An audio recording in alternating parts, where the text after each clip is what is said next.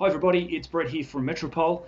If you're one of the people that are considering investing at the moment, looking where to buy and what to buy, I strongly consider you look at demographics as part of your research.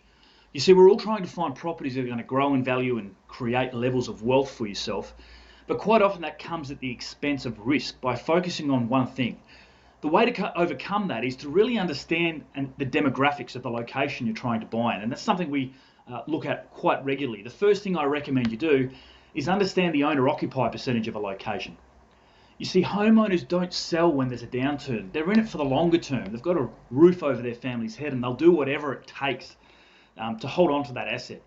Investors are slightly different, and that's why there's a lot of volatility in those types of markets. There's ups and downs, and the share market's a great example. In the property space, we get mining towns and hotspots and all those different kinds of things, but if you're sticking to areas with a high owner-occupier percentage, there's going to be less volatility. So that's the first thing, but we're also looking for a certain kind of owner-occupier, and for that we look at weekly family income. We're looking for owner-occupiers who have multiple streams of income. They're not just living paycheck to paycheck. They don't just have one stream of income, and we're seeing right now that those people who are affected by job losses and things like that, they're struggling, and they may struggle to keep their head above water moving forward. But people with multiple streams of income, with maybe a side business or with double incomes, with commissions and kickbacks, who are maybe getting shares from, profits from shares and property and things like that, those other income streams, they're going to get through this time and they're going to be able to ride it out. So that's really important to understand. The owner-occupier percentage, we're after a certain kind of owner-occupier and those with good and multiple income streams.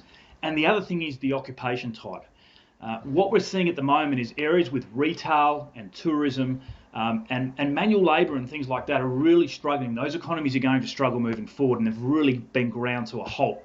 They're going to take a lot longer to recover, whereas areas that are in the inner city, close to healthcare especially, services as IT, professional, banking, those types of things, the wheels and the cogs have to keep turning there, and people quite often have the ability to continue to work from home. Whereas those in outer areas and manual labour and things like that, it's quite difficult. So they're three things I recommend you strongly consider to make sure you're getting above average rates of return, but you're also reducing your risks. Owner-occupier percentage, weekly family income, and the type of occupation that's most common in those types of areas. If you're understanding that before you purchase your property, you're not going to go wrong.